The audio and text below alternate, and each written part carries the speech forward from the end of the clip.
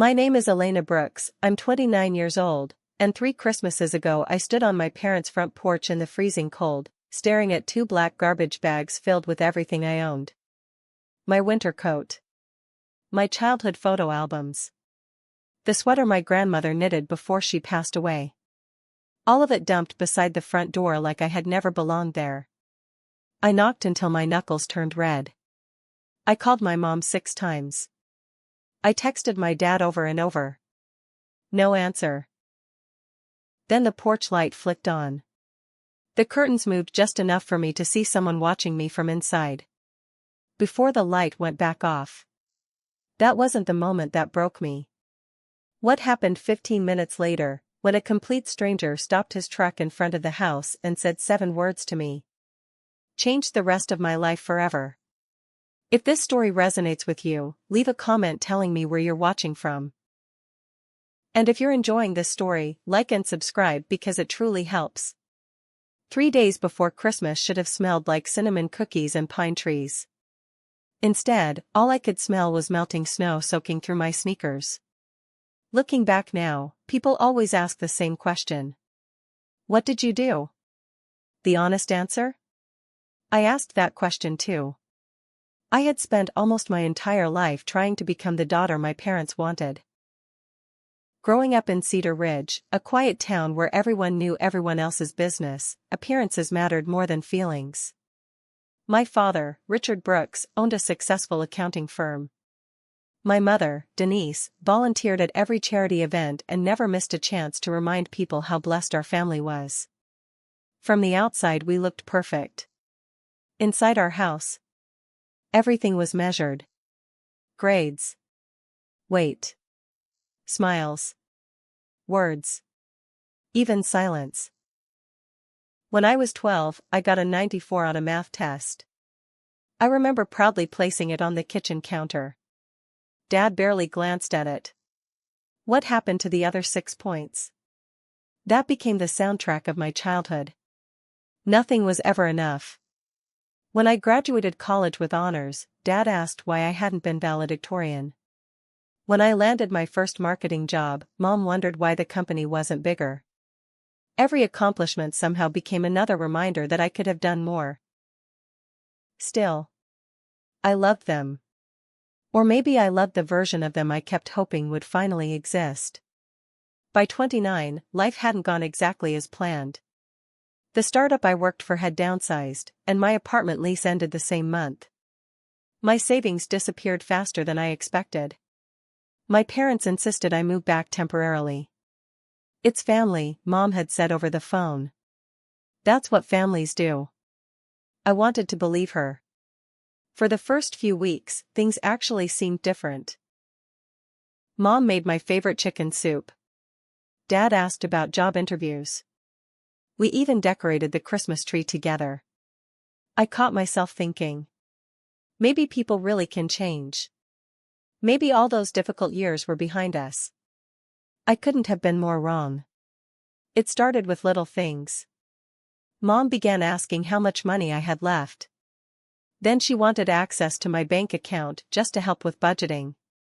When I politely declined, her smile changed. Not dramatically. Just enough. Enough for me to notice.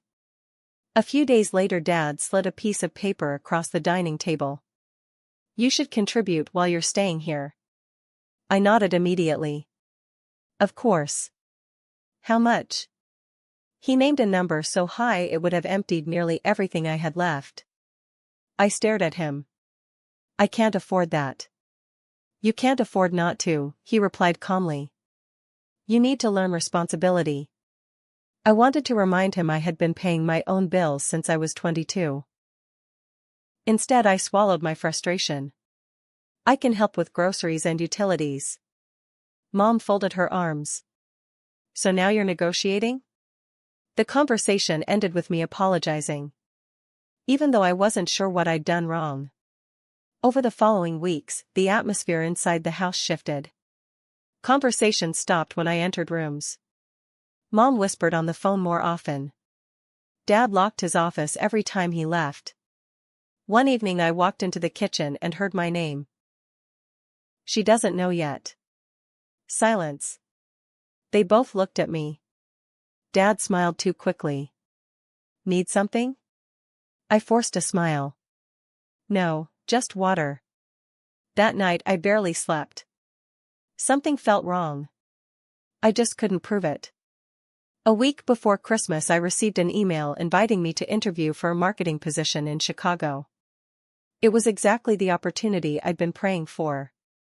When I told my parents, I expected encouragement. Instead, Dad looked annoyed. So you're planning to leave? If I get the job. Mom frowned. We thought you'd stay longer. I've been applying everywhere.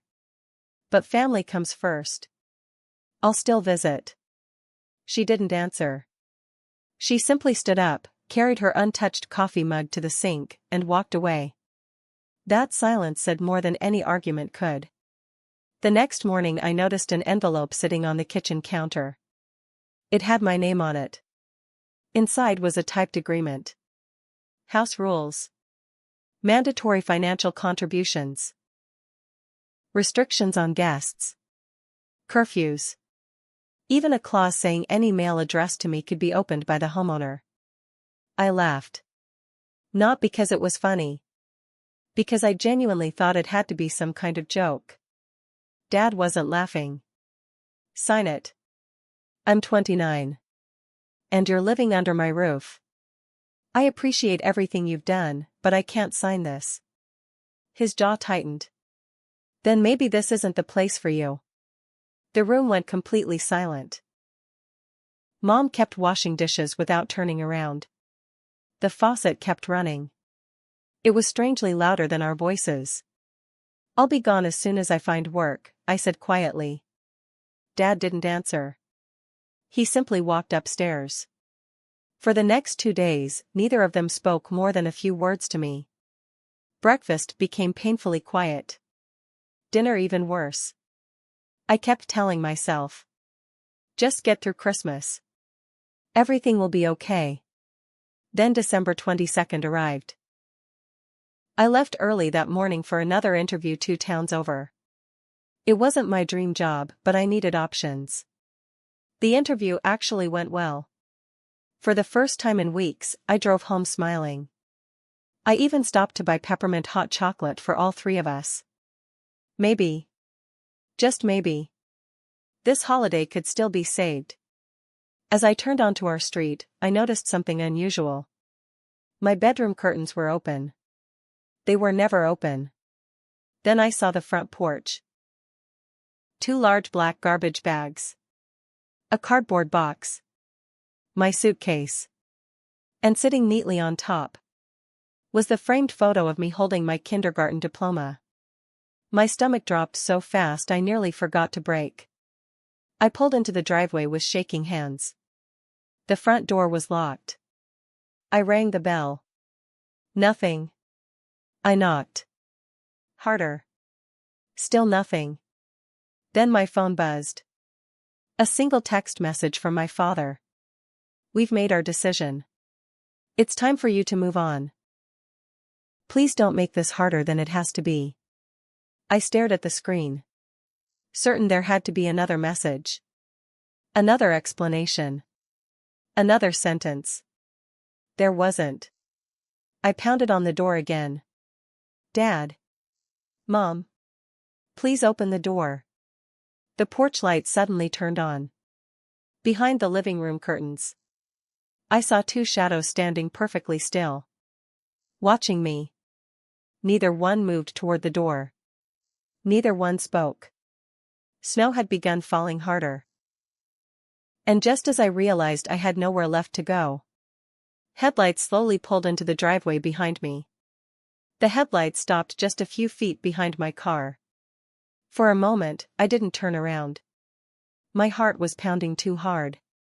Every worst-case scenario raced through my mind at once. I was alone, it was getting dark, snow was falling faster, and everything I thought was secure had disappeared in less than an hour. The truck engine idled quietly. Then the driver's door opened. Heavy boots crunched across the snow. I tightened my grip on my phone. Miss? The voice was calm. Not demanding. Not loud. Just concerned. I slowly turned around. The man standing there looked to be in his late 50s. He wore a thick brown work jacket, worn leather gloves, and a knit beanie dusted with snow. His face carried the kind of lines that only years of hard work and quiet kindness seemed to leave behind. He stopped several feet away, making sure not to invade my space. "I don't mean to scare you," he said gently. "I just wanted to make sure you're okay." For a second, I couldn't answer. Because I wasn't okay. Not even close. Before I could speak, the porch light switched off again. The timing felt deliberate. As if whoever was inside wanted to remind me that I no longer belonged there. I swallowed the lump in my throat. I think I've just been kicked out." The stranger looked toward the house. Then at the garbage bags. Then back at me. He didn't ask nosy questions. He simply nodded as though he already understood more than I had said. "My name's Daniel Carter," he said, extending a gloved hand. "I own the hardware store on Maple Street." I shook his hand with trembling fingers. "Elena. You have somewhere warm to go?" The silence that followed answered for me. Daniel glanced toward the dark windows of the house once more. "I was delivering supplies to my brother," he explained. "Saw you standing out here for several minutes." I tried forcing a smile. "I'll figure something out." He studied my face carefully. "No," he replied softly. "You'll figure something out tomorrow." He looked toward the sky. "But tonight. You need somewhere warm." His words nearly broke me. Not because they were extraordinary. Because they were the first genuinely kind words anyone had spoken to me in weeks. Still, everything my parents had taught me screamed inside my head. Don't trust strangers. Don't accept help. People always want something. "I appreciate it," I said carefully.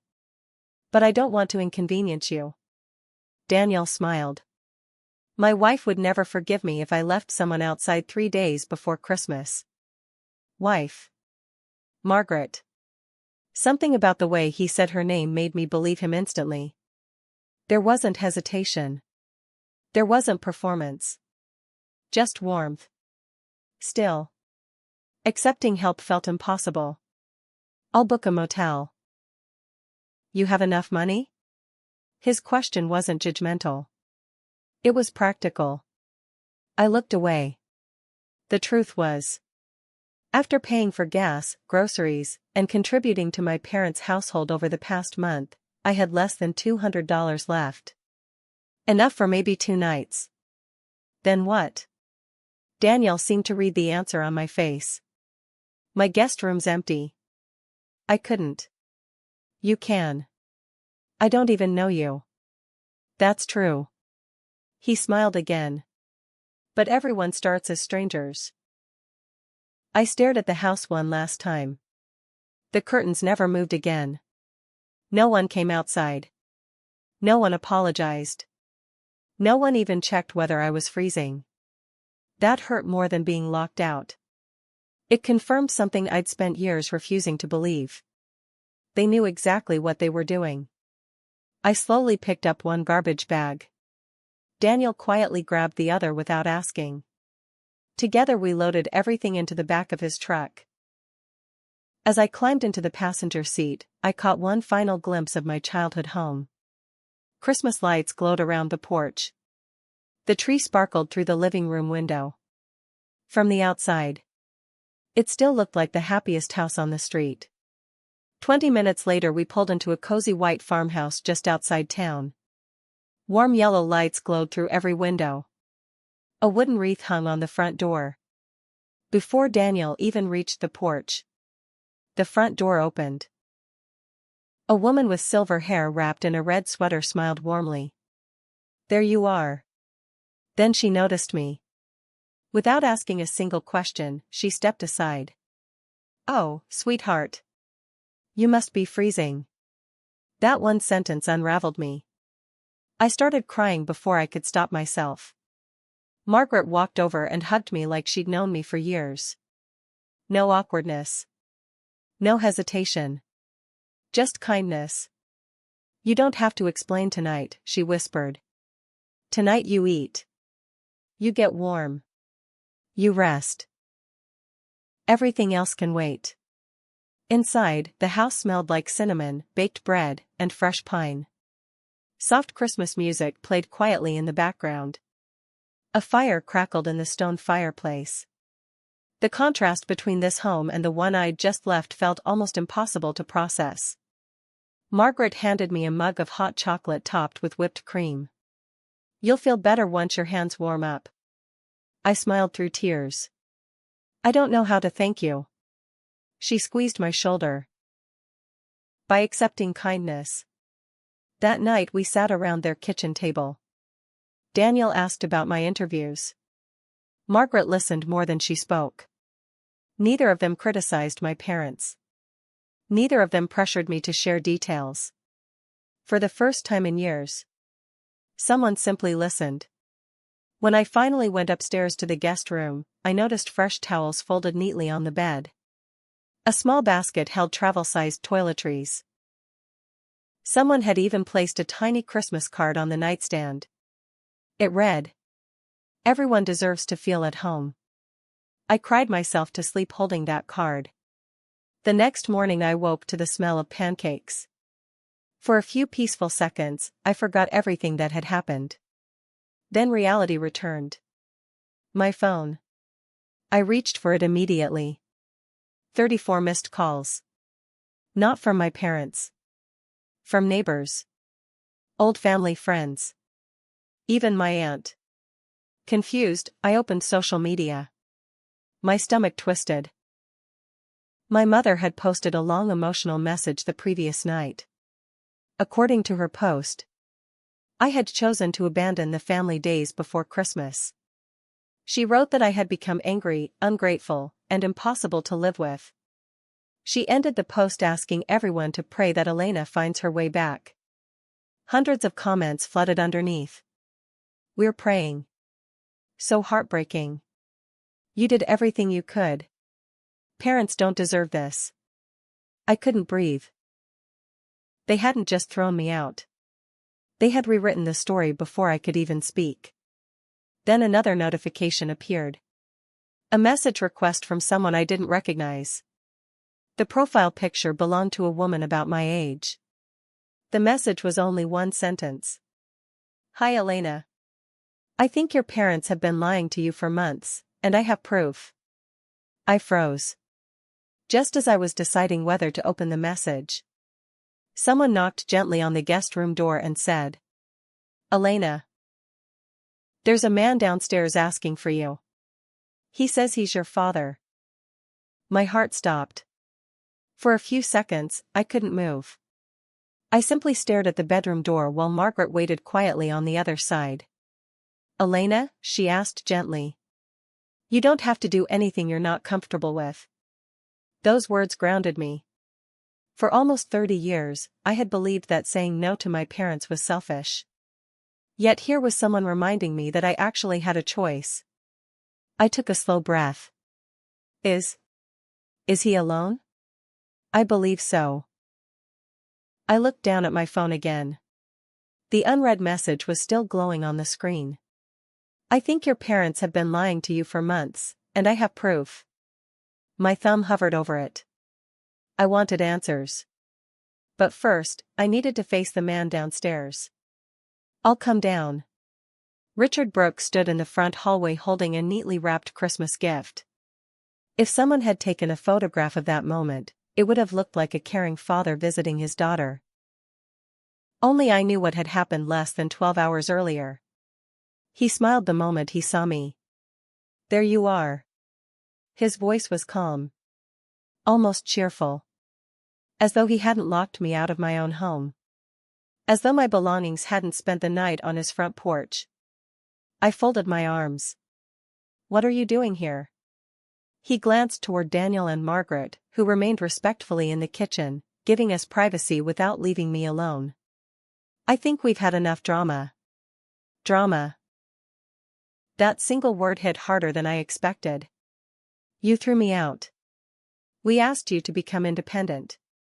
You changed the locks. You left us no choice. I blinked. No choice? He sighed dramatically. Elena, this isn't the place. I'm not discussing private family matters in front of strangers. Daniel spoke for the first time. They're only strangers because they chose to help someone who needed it. His tone wasn't angry. It was steady. Dad ignored him. He looked back at me.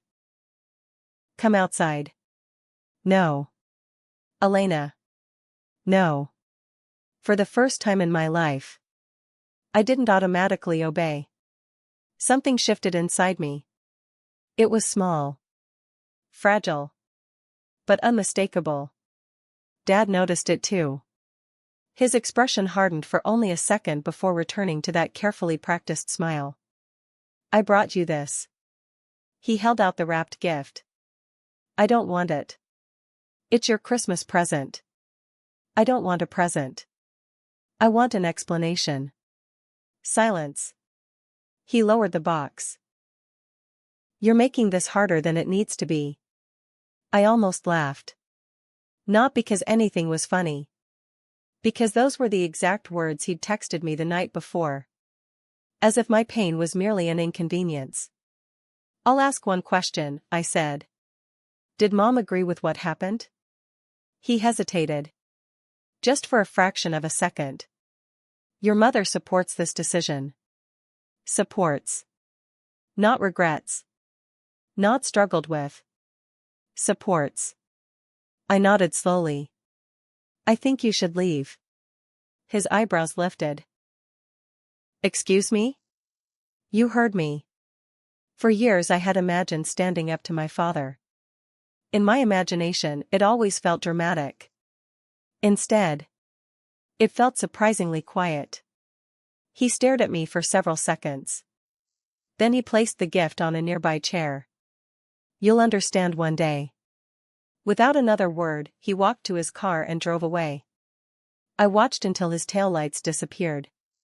Only then did I realize my hands weren't shaking anymore. Margaret placed a fresh cup of coffee in front of me. You handled that with grace. I don't feel graceful. You don't have to. Daniel smiled. Sometimes courage looks very ordinary. Those words stayed with me. Because courage hadn't looked like yelling. Or winning. It had simply looked like refusing to go back. Then I remembered the message. I opened it immediately. The woman introduced herself as Rachel Simmons. She wrote. You don't know me personally, but I worked at your father's office until 6 months ago. My pulse quickened. She continued. I saw your mother's Facebook post this morning. That's why I'm contacting you. Another message appeared. She's lying. Then another. Can we meet today? I hesitated. Daniel noticed my expression. Everything all right? I explained who Rachel claimed to be. He listened carefully. What do you think? He asked. I honestly don't know. Margaret reached across the table. You don't have to trust her. But you can hear her out. That sounded reasonable. We agreed to meet in a busy cafe downtown. Public. Safe. Neutral. Rachel arrived wearing a navy winter coat and carrying a thick envelope. She looked nervous. She sat down slowly. I wasn't sure you'd come. I almost didn't. I understand. For several moments, neither of us spoke. Finally, she pushed the envelope across the table. I kept copies because something never felt right. What is this? Documents. I opened the envelope. Bank statements. Printed emails. Property records. None of it made sense. I don't understand. Rachel pointed to one page. Look at the dates. I did. Every month for nearly a year. Large amounts of money had been transferred into an account I didn't recognize. What am I looking at? Your parents told everyone they were financially supporting you. I frowned. They weren't. I know. Then whose account is this? Rachel took a deep breath. It's connected to an investment property. I looked at her blankly. They've been buying rental homes. I blinked. What does that have to do with me? She hesitated again. According to conversations I overheard, they expected you to eventually help pay the mortgage. I stared at her. No. She nodded sadly. They believed if you stayed dependent long enough, you'd eventually agree. I couldn't process what I was hearing. My parents have money. They do. So why would they need mine? Rachel looked down. I don't think it was about needing it. It was about controlling it. The words landed heavily. Controlling it. Controlling me. Suddenly dozens of moments from the past year replayed inside my head. Questions about my savings. Pressure to share banking information. The impossible house contribution. The agreement Dad wanted me to sign. Had none of that been about responsibility? Had it all been preparation?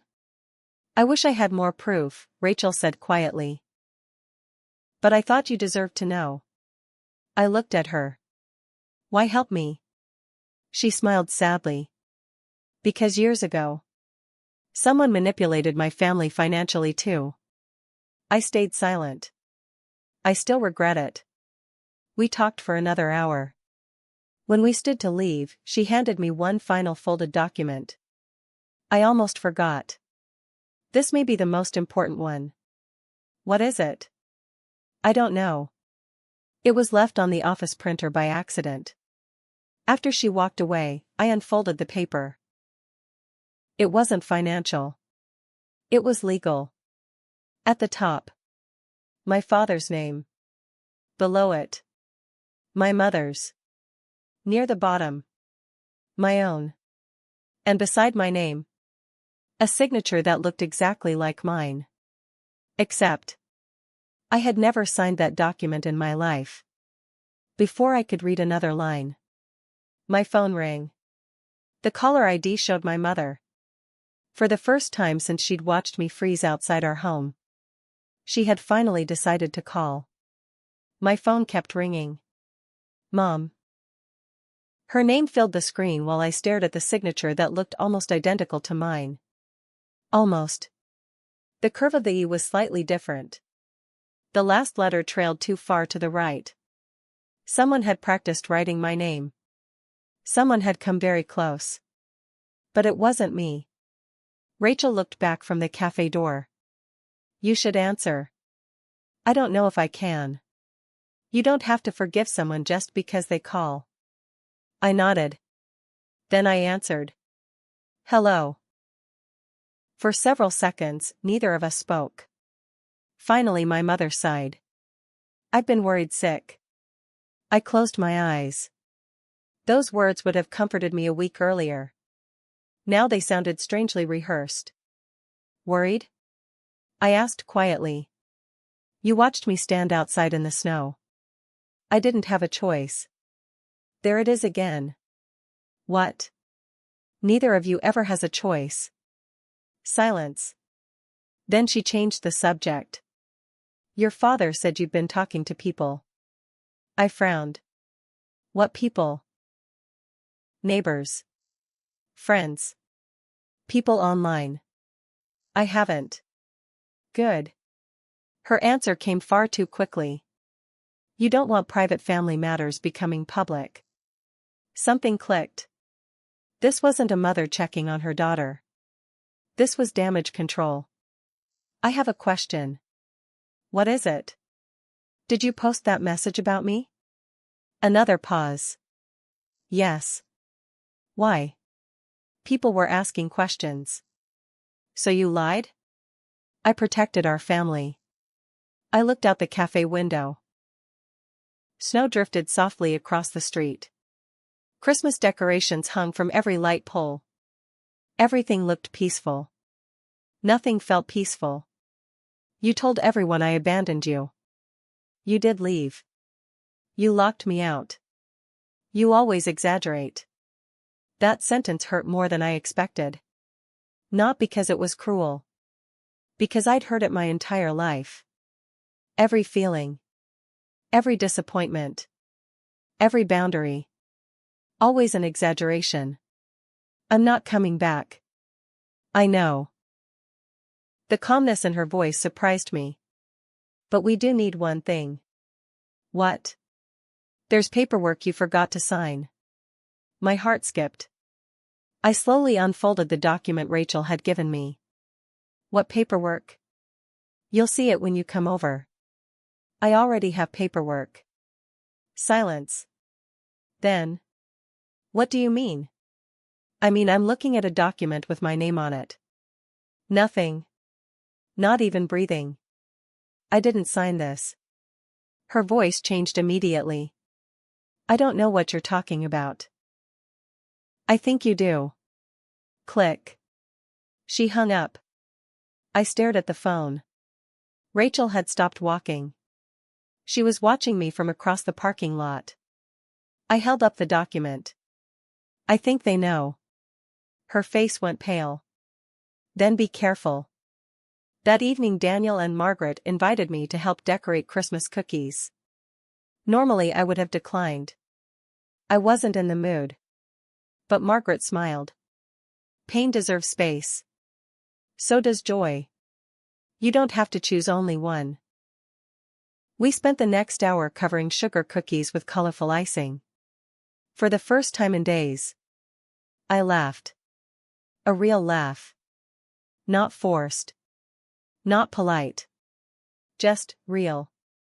Daniel intentionally made the ugliest snowman cookie I'd ever seen. It has character, he insisted. Margaret rolled her eyes.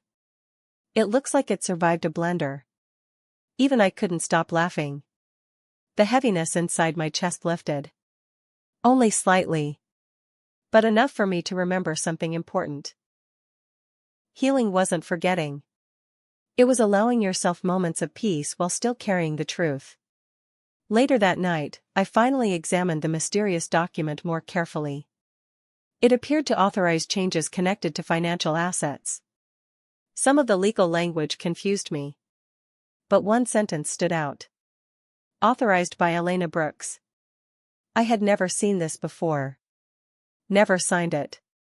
Never agreed to it. Then I noticed something else. A witness signature. Only. The witness line was blank. Why would someone create paperwork without completing it? My thoughts were interrupted by another notification. This time it came from my cousin, Lily. We hadn't spoken much over the past year. Can we meet tomorrow? Another message followed immediately. Please don't tell Aunt Denise. The next morning we met at a small bakery.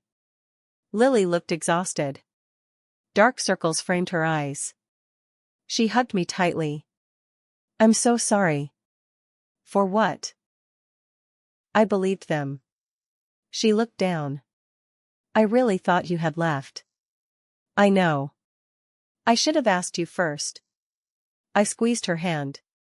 You're here now. She nodded. Then she leaned across the table. I overheard something last week. My stomach tightened. What? Aunt Denise and Uncle Richard were arguing. About me? Yes. What did they say? Lily hesitated. I only caught part of it. Tell me anyway. She lowered her voice. Your mom kept saying. If she finds out before Christmas, everything falls apart. I felt a chill despite the warm cafe. Everything? That's what she said. And your dad? He kept saying there wasn't enough time. Time. Christmas. Paperwork. The fake signature. Pieces were beginning to connect. But not enough to reveal the whole picture. There was something else, Lily whispered. What? They mentioned your grandmother. I froze. My grandmother passed away 4 years ago. I know. They were arguing about something she left. Every muscle in my body tensed. Grandma Evelyn. She was the only person who had ever made me feel completely accepted. She used to whisper the same words every birthday. Never let anyone convince you that love has to be earned. At the time, I thought she was simply being sweet. Now, I wondered if she had been trying to warn me. What exactly did they say? I asked. I couldn't hear everything. But your mom said. She was never supposed to read that letter. Letter? What letter? I don't know. I swear that's all I heard. A letter. From Grandma. To me. One I'd apparently never received. Suddenly I remembered something. The afternoon after Grandma's funeral, my mother had told me she'd handled all of Grandma's personal belongings. At the time I was too heartbroken to question it. Now, questions flooded my mind. Had there really been a letter? Had it been hidden? And if so, why? Just then my phone buzzed again. This time the notification wasn't from family. It was from the law office whose name appeared on the mysterious document.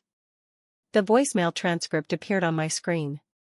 Ms. Brooks, we've been trying to reach you regarding an important matter connected to your late grandmother's estate.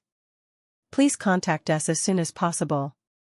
There appears to be an issue requiring your personal verification. I slowly looked up at Lily.